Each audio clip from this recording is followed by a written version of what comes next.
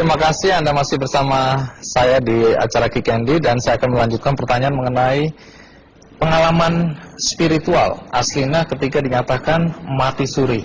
Nah, tadi disebutkan oleh paman Anda, Pak Rustam, bahwa Anda mengatakan, Pak, mati itu sakit.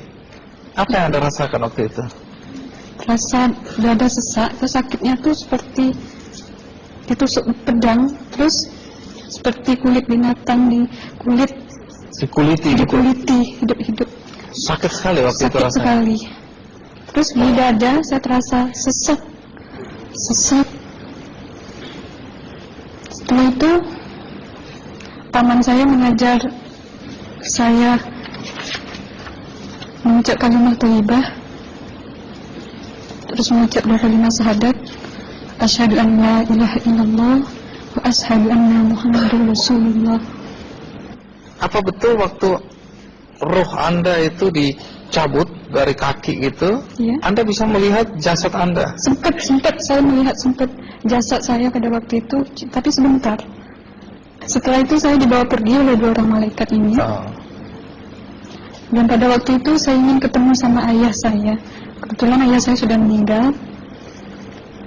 Dan suatu ayah saya meninggal, dia berusia 55 tahun. Setelah saya ketemu di sana, dia tuh berusia muda. Kok muda? Berusia 17 sampai 20 saya perkira. Anda sempat ngobrol dengan ayah? Sempat. Apa yang Anda sampaikan? Waktu itu ayah nangis. Ayah saya bilang, kenapa kamu kesini nak? Pulanglah. Di rumah tidak ada orang. Kasihan lihat ibumu dan adik-adikmu. Tidak ayah, janjiku sama Allah sudah sampai. Dan pada waktu itu ayah saya menangis. Lalu apa yang dia ucapkan? Diam aja dia. Terus hilang. Kembali ke malaikat tadi, bentuk yang Anda lihat seperti apa malaikat ini? Dia ini laki-laki, tapi mukanya sama semua. Berapa malaikat? Dua. Iya. Fisiknya seperti apa? Seperti berserban, berpakaian ihram, mukanya sama. Wajahnya seperti apa? Wajahnya sulit saya gambarkan. Yang jelas dia ini sama, dua-dua itu sama rupanya. Apakah ada ucapan dari dua sosok yang Anda anggap malaikat itu? Ada. Apa kata mereka? Waktu itu saya mengalami perjalanan spiritual. Saya disoal oleh malaikat itu dengan sebutan ma ayyutuka, siapa Tuhanmu? Tanya. Waktu itu roh saya menjawab, Tuhanku adalah Allah. Siapa pemimpinmu? Pemimpinku adalah Nabi Muhammad Sallallahu Alaihi Wasallam. Mana kiblatmu? Kiblatku adalah Ka'bah. Siapa kedua orang tuamu?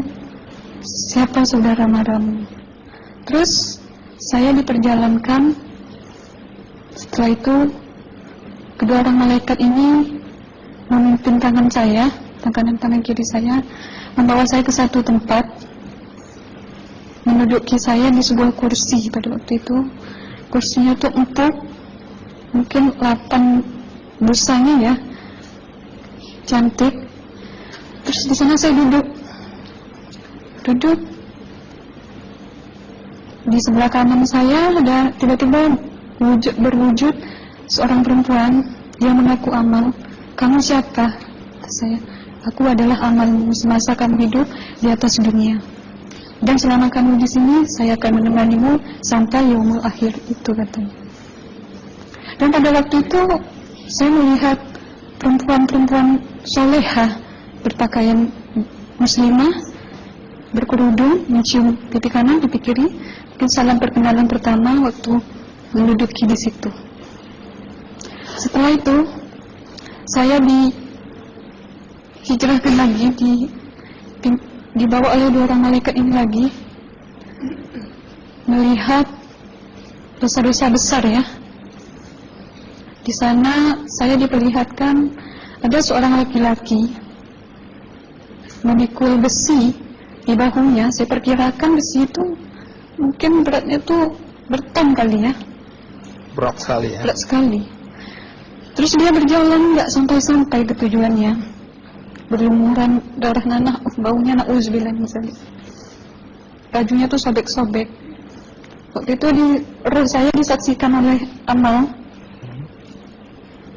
Saya tanya kepada Amal, roh tanya sama Amal, wahai Amalku, dosa apakah yang manusia ini lakukan sewaktu ia hidup di atas dunia?